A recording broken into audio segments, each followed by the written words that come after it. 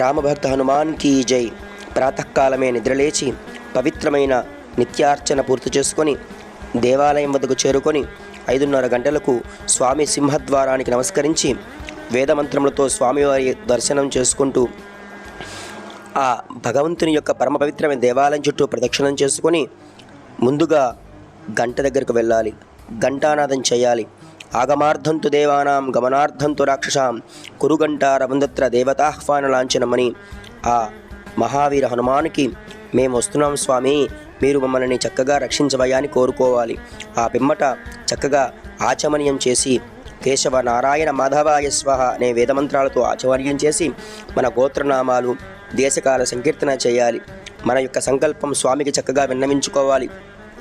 ఆ పిమ్మట గర్భాలయంలో ప్రవేశించి గర్భాలయంలో స్వామివారి ముందు ఉండేటువంటి దివ్యమైన దీపాన్ని వెలిగించాలి.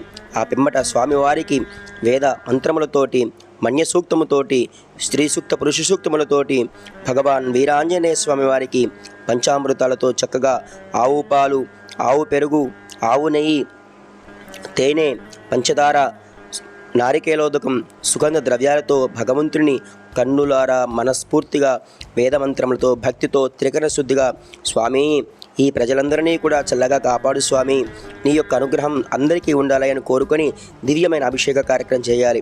ఆ పిమ్మట స్వామివారికి చక్కగా లోపల గర్భాలయం శుద్ధి చేసుకొని అదిగో చూడండి ఆ దేవదేవుని యొక్క దివ్యమైన మంగళ స్వరూపాన్ని చూచి మన ఒళ్ళు పులకిస్తుంది, కళ్ళు తరిస్తాయి, మన చేతులు తెలియకుండానే నమస్కార ముద్రలోకి వెళతాయి. దర్శించండి దివ్యమైన మంగళహారతిని.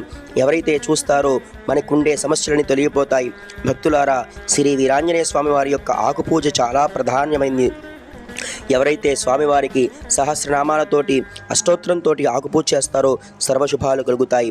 ఆ పిమ్మట దివ్యమైన స్వామివారికి గారెలదండ తమలపాకులతోటి విశేషమైన అలంకారం చేసి ఈ యొక్క దివ్యమైన మంగళవారం రోజున జరిగేటువంటి అభిషేక కార్యక్రమాన్ని ముగించాము. రామభక్త హనుమాన్ కీ జై. మన వీధిలో ఉండే ప్రతి ఆంజనేయ స్వామి గుడికి కుటుంబ సమేతంగా వెళ్ళండి, ప్రదక్షిణాలు చేయండి, స్వామిని సేవించండి.